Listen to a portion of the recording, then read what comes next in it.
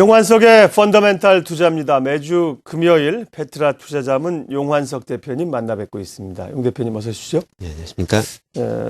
이제 저희 방송하신 지 오래됐습니다. 예전에 네. 잊어버렸는데 또 뜬금없이 생각이 나네요. 페트라 투자자문의 페트라는 뭐라 그러셨죠? 이게 네. 원래 그리스 말로 돌이란 돌, 바위 네. 뭐 그런 뜻입니다. 그래서 이제 돌처럼 이렇게 무게 있게 간다, 분석한다 그런 의미신가요? 예, 그렇습니다. 예. 어제 대선 있은 이후에 주식시장이 처음 열렸습니다. 과거에는 이제 대선 결과에 따라서 주가가 뭐 20, 30포인트 이렇게 오른 적도 있었습니다만 예. 최근에는 상당히 좀 중립적 아닙니까? 예. 그렇게 보면 어제 시장은 긍정적으로 작용했다고 볼 수가 있겠는데요. 대선 결과가 증시에 미치는 영향은 어떻게 보세요? 예, 일반적으로 이제 우리나라는 미국이나 중국과 같이 내수 경제 규모가 큰 나라가 아니고 또 요즘 이제 세계화 글로벌라이제이션이 계속 진행되고 이제 이런 추세다 보니까 일반적으로 우리나라 증시는 대외 요인이 더 큰 영향을 미치는 그런 경향이 있습니다. 또 이번 선거에서는 양 후보 간 경제 정책의 차이가 그다지 크지 않았던 만큼 당선 결과가 영향을 미치는 것은 이렇게 크지 않을 것으로 보입니다. 그런데 이제 최근 이제 5년간 우리나라 코스피 지수의 상승률을 보면은 아시아의 주요 국가 일본이나 홍콩 등과 비교했을 때 훨씬 높은 수익률을 그래프 아래쪽에 이제 나오는데 기록을 했었습니다. 이는 삼성전자나 현대차와 같은 우리나라 대기업들이 경쟁력이 강화가 됐고 또 이러한 대기업 위주로 증시가 상승을 했기 때문일 것입니다. 그런데 이와 같이 이제 대기업들이 특히 금융위기 이후에 경쟁력이 강화된 데는 저평가된 환율의 영향이 크지 않다고 말할 수는 없을 것 같습니다. 그런 면에서 이번 선거에서 경제 민주화다 해서 이렇게 재벌 그룹들의 경제 집중도가 큰 이슈가 됐던 만큼 환율 정책이 앞으로 어떻게 될지 한번 관심을 가질 필요가 있습니다. 또 오른쪽에 보시는 바와 같이 우리나라 경제 성장률도 계속 낮아지고 있습니다. 이는 글로벌 경제가 좋지 않다 보니 수출 위주의 경제 성장이 어려워졌기 때문인데 일반적으로 낮은 환율은 저평가된 환율은 수출 기업에 도움이 되는 반면에 또 상황이 이렇다 보니까 내수를 활성화해서 경제 성장을 할 수밖에 없는 그러한 상황인데 또 강세 환율이 도움이 되는 측면도 있습니다. 이제 그런 면에서 지금 미국에서는 약달러 정책, 달러화를 막 찍어내는 그러한 정책을 취하고 있는데 그러한 상황에서 우리나라 경우에 아무런 정책을 하지 않다 보면 원하는 달러화 대비 상승할 수밖에 없는 그런 상황이다 보니 특별히 워낙 강세 정책을 취하지는 않겠지만 약간의 강세를 용인하는 그러한 정책을 취할 가능성도 있어 보입니다. 그런데 이제 여기 정책을 정확히 예상하는 건 어렵기 때문에 현재 상황과 이런 이슈를 잘 이해를 하고 실제 내년에 어떻게 이런 환율 정책이 될지 살펴보는 그런 측면에서 보는 것이 중요한 것 같습니다. 네. 대기업과 수출 위주 중심에서 내수 위주로 또 중소기업 정책으로 간다고 되면 원화가 강세로 갈 가능성이 높다는 거죠. 그럴 가능성이 좀 있어 보이는데 이제 두고 봐야 되겠죠. 그러니까 지금 자막에 저희가 환율 상승을 용인할 가능성이 있다 그랬는데 원화 강세니까 환율은 하락하는 것이 예, 그렇죠. 맞을 것 같습니다. 자막이 조금 잘못돼서 정정해드리고요. 일본 오늘 엔화 얘기를 좀 하려고 합니다. 어제도 BOJ 통화정책회의가 있었지 않습니까? 이제 일본의 아베 정권이 들어서면서 돈 찍어내겠다, 통화정책을 완화하겠다고 해서 어제 일본 중앙은행 회의에서도 채권 매입 규모를 더 확대를 했어요. 엔화 약세 일단 우리 시장에는 좀 부담스러운 요인이죠. 예.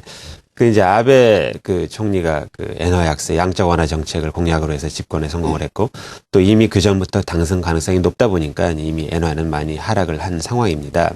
또 이번에는 과거와는 달리 굉장히 공격적으로 이러한 정책을 실행할 것으로 보이는데 어떤 면에서는 70년대 미국과 같은 좀 정책의 큰 분수령이 될 그런 가능성도 있습니다. 70년대 미국에서는 오일 쇼크 등으로 인해서 인플레이션이 걷잡을 수 없이 치솟자 그 당시 이제 폴 보커라는 분이 연준 의장으로 취임을 해서 단기적으로 어떤 부작용이 있는 것을 감안하지 않고 인플레이션을 잡기 위해서 이자율을 아주 높게 가져가는 이러한 강한 정책을 취함으로써 결국에는 인플레이션을 잡았던 그러한 사례가 있습니다. 이번 일본에서는 사실은 이제 과거의 미국은 인플레이션이고 지금 일본은 디플레이션이란 점이 차이가 있는데 이제 다음에 보시는 바와 같이 실제로 인플레이션 목표치도 높게 수정을 했었고 또 그와 같이 아주 정책 의지가 강한 상황입니다. 따라서 요번에 이제 정책 공약한 것을 보면은 단기적인 어떤 다른 문제가 있더라도 엔화 약세 또 디플레이션 탈피라는 이러한 목표를 위해서 엔화를 마구 무제한적으로 찍어낸 이러한 정책을 취할 것으로 보입니다. 또 한 가지는 글로벌 헤지펀드들의 움직임입니다. 그 일본은 국가 부채도 높고 또 재정 적자 등으로 인해서 그 펀더멘탈이 좋지 않기 때문에 많은 글로벌 헤지펀드들이 엔화 약세에 베팅을 했었는데 번번이 그때마다 엔화는 그 안전자산이라는 인식으로 가치가 상승하는 바람에 많이 실패를 했었습니다. 그런데 이번에는 그동안 또 일본 경제 한 버팀목이었던 그 경상수지도 적자로 전환을 한 바람에 이번에는 엔화 약세가 확실하다는 이러한 인식 속에 그 이 약세에 베팅하는 규모도 커지고 해서 이와 같이 그 투기 세력과 일본 정부의 정책이 맞아 떨어져서 이 엔화 약세는 좀 구조적으로 장기적으로 진행될 가능성도 있어 보입니다. 이제 그런 면에서 우리나라는 이렇게 일본의 이런 돈을 마구 찍어내는 정책에 맞대응을 할 수는 없는 상황이기 때문에 그 엔화 가치 대비 원화 가치의 상승은 어느 정도 이어질 것으로 보여서 잘못하면 내년도 우리나라 증시에 큰 변수가 될 수도 있어서 좀 주의 깊게 살펴볼 필요가 있어 보입니다. 예. 그 환율 변수 앞서 새 정권 출범에 따른 영향도 받을 거로 보셨습니다. 이제 환율이 하락하는 쪽으로, 그러니까 원화가 강세로 갈 요인으로 말씀하셨는데요.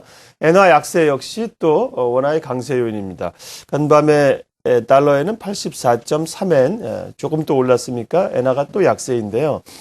엔 약세가 되면 결국 일본 기업들과 경쟁을 벌이는 국내 업체들에게는 부담스러운 것이고요. 엔 약세에 따라서 국내 업종별 영향을 물론 또 수혜를 받는 쪽도 있을 거고요. 네. 물론 지금 말씀하신 대로 그 글로벌 시장에서 일본 기업들과 직접적인 경쟁 관계에 있는 뭐 자동차, 조선, 철강, 화학 이런 업종들은 부정적인 영향을 받을 수밖에 없습니다. 또 뭐 음식료, 뭐 유통, 금융, 온라인 등 이제 이러한 내수 업종들은 영향이 좀 덜한데 어떤 면에서 그 달러 가치 대비 엔화 약세는 또 그 원화 강세와 같이 진행되는 측면이기 때문에 어떤 면에서는 이제 원화 강세의 수혜를 보는 업종일 수도 있겠죠. 내수 업종들은 또 엔화 부채가 많거나 일본에서 수입을 많이 하는 회사들은 조금 이제 긍정적인 영향이 있을 수가 있는데 실제로 금융위기 이전 2007년만 하더라도 그 100엔당 원화 가치는 순간적으로 800원을 밑으로 갈 정도로 강세였는데 지금은 엔화가 약세라고 하지만 아직도 1200원대입니다. 그런 면에서 또 실질적인 좀 영향을 주려면은 이러한 엔화 약세는 좀 장기적으로 진행되어야 되기 때문에 좀 장기적인 관점에서 좀 살펴볼 필요가 있습니다. 네. 그러니까 이제 기본적으로 일본 업체들과 경쟁을 하는 자동차, 조선 이런 쪽은 부정적이고요. 내수 업종들, 뭐 여행 업종들 이런 쪽도 엔화 부채 많은 항공주 이런 쪽은 수혜라는 거죠. 예, 그렇죠. 예. 예. 자, 엔화 약세에 따른 얘기를 해주셨고요. 종목 전략은 어떻게 가져갈까요? 관심 있게 보시는 종목이 있어요. 이제 환율에 대해서 오늘 이제 말씀을 드렸는데 또 엔화 약세보다도 좀 더 크게 이제 원화 강세라는 측면에서 또 수혜를 볼 수 있는 종목을 소개시켜 드릴까 합니다. 첫 번째는 CJ입니다. 그 CJ는 뭐 식품, 미디어, 유통, 뭐 기타 이렇게 다양한 업종의 그 자회사를 여러 개를 거느리 두고 있는 지주 회사입니다. 그런데 이 식품, 미디어 뭐 이런 분야가 보면은 대부분 다 거의 내수 업종입니다. 네. 그러다 보니 그 원화 강세라든지 원자재 가격 하락의 수혜를 볼 수 있는 이제 그러한 회사인데 사실 이렇게 지주사의 가치를 판단하는 가장 간단한 방법은 자회사 가치에 이제 지분율을 곱해서 더해주는 것입니다. 그런데 여기서 한 가지 주의할 점은 이제 자회사가 동시에 이제 CJ의 경우는 많은 자회사가 또 상장이 되어 있습니다.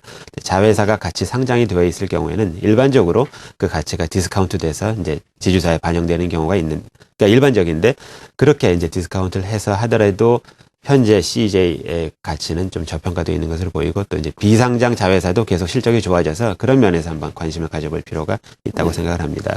두 번째는 이제 그보다 좀 작은 회사인데 삼정펄프라는 회사입니다. 이 회사는 이제 화장실 생산에 쓰이는 원지 및 또 화장지를 직접 생산하는 회사인데 그 화장지라는 것은 필수품이다 보니까 경기에 영향을 좀 덜 받는 측면도 있고 또 최근에 펄프 가격 하락 또 원화 강세의 수혜로 실적이 계속 좋아지고 있습니다. 이제 그럼에도 불구하고 뭐 최근에 주가가 약간 오르긴 했지만 이 회사 시가총액 800억이 좀 넘는 수준인데 보유하고 있는 현금 자산만 거의 700억이 될 정도로 저평가되어 있다 보니 좀 관심을 가질 필요가 있다고 생각합니다. 예, 금요일 용환석의 펀더멘탈 투자 페트라 투자자문 용환석 대표님 함께했습니다. 고맙습니다. 예, 감사합니다.